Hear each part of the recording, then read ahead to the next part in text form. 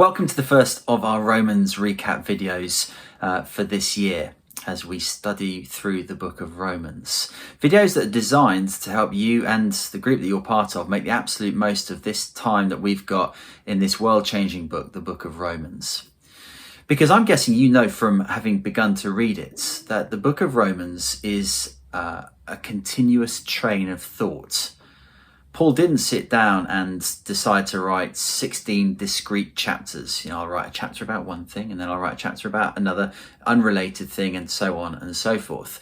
No, you know that the book of Romans is one continuous train of thoughts. You can tell that by glancing at it and seeing the linking words that Paul uses to connect the different ideas that he's woven together. You often see the word therefore, because of this, therefore that, or the word for. I think this because of that, or the words so then. So then, in the light of what I've just said, here's what I'm going to conclude. Or my personal favourite, what then shall we say? What then shall we say? He says, I've said all of this now.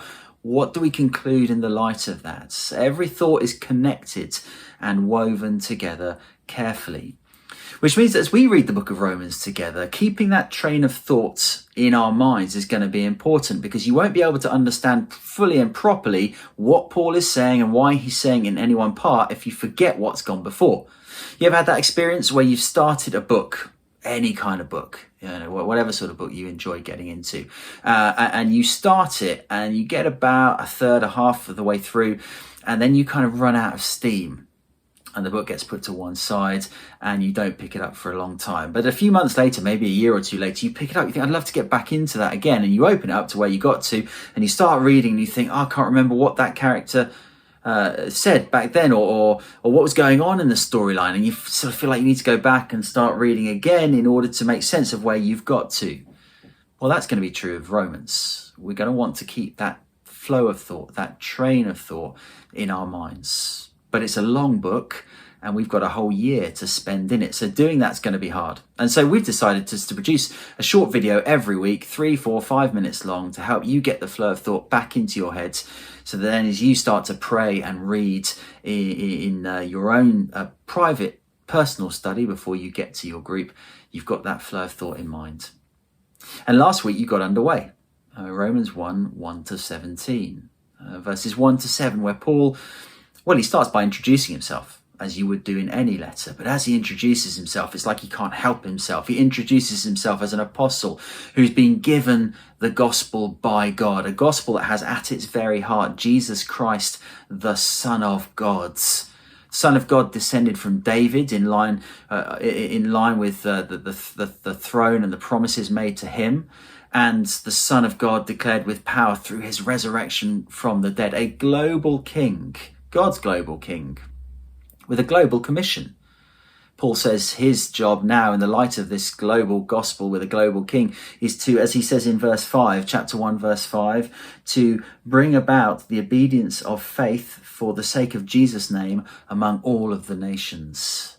This is Paul's driving passion and concern as an apostle, which makes sense then of the travel plans that he laid out. So from verse 8 through to verse 15, he then began to explain to the Romans what his plans were in the light of this. He was longing, he said, has often longed to get to Rome, the very centre of the known world in his day. He wants to get there because, well, in Rome, there's a global church with a global reputation. Their faith, he says, is known among the nations. So he wants to get there, he says, to strengthen them and to build them up. That makes perfect sense, doesn't it? He's got a global gospel that he wants to see bringing about the obedience of faith among the nations. The Roman church is key to that, therefore, to strengthening them.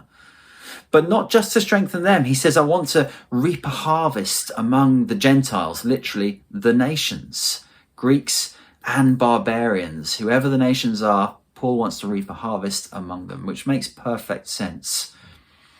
And you can imagine the Roman church receiving this letter for the first time and getting excited. Paul's coming and he's got this gospel, and it's a gospel that's for everyone.